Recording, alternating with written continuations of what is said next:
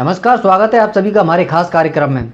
लोकसभा चुनाव की तारीखों का इंतजार अब बस कुछ ही घंटों में खत्म होने वाला है। निर्वाचन आयोग की तरफ से 16 मार्च दोपहर 3 बजे लोकसभा चुनाव की तारीखों का ऐलान किया जाएगा।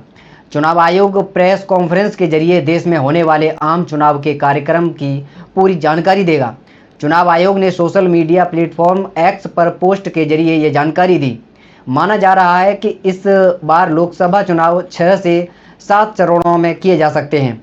चुनाव की घोषणा होते ही पूरे देश में आचार संहिता भी लागू हो जाएगी। चुनाव आयोग ने अपने पोस्ट में लिखा है कि आम चुनाव 2024 और कुछ राज्य विधानसभाओं के कार्यक्रम की घोषणा करने के लिए चुनाव आयोग की तरफ से शनिवार 16 मार्च को दोपहर 3 बजे प्रेस कॉन्फ्रेंस आयोजित की जाएगी। पिछली बार 2019 में आम चुनाव की तारीख 10 मार्च को घोषित हुई थी और पिछली बार लोकसभा चुनाव 7 चरणों में 11 अप्रैल से 19 मई के बीच कराए गए थे। पिछली बार 67.1% मतदान हुआ था, वहीं मतों की गिनती 23 मई को हुई थी। इस बार लोकसभा चुनाव में करीब 97 करोड़ लोग वोट देंगे। आयोग ने दावा किया है कि इस बार चुनाव में करप्शन पर रोक लगाने के लिए बहुत नए कदम उठाए जाएंगे।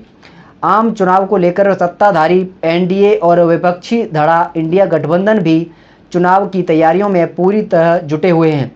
बीजेपी, कांग्रेस के अलावा क्षेत्रीय दलों की तरफ से भी उम्मीदवारों की घोषणा की जा रही है।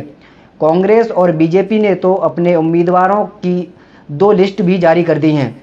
वहीं इंडिया गठबंधन में अभी कई राज्यों में सीटों के बंटवारे को लेकर अंतिम रूप दिया जा रहा है। अब देखते हैं कि चुनाव की तारीख घोषित होने के बाद सभी राजनीतिक पार्टियां अभी क्या-क्या और नए फैसले ले सकती हैं। जहां एक तरफ बीजेपी अब की बार 400 पार का नारा देकर चुनावी मैदान में ताल ठोंकती हुई नजर आ रही है, तो वहीं दूसरी तरफ इंडिया गठबंधन की तरफ से सपा प्रमुख अखिलेश यादव 80 हराओ भाजपा हटाओ का नारा देकर बार बार दम भरते नजर आ रहे हैं। तो वहीं उनके गठबंधन के पुराने साथी राहुल गांधी भारत जोड़ो न्याय यात्रा के दम पर फर्क डालने की कोशिश में लगे हुए हैं।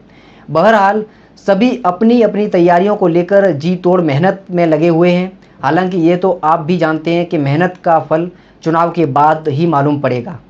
धन्यवाद।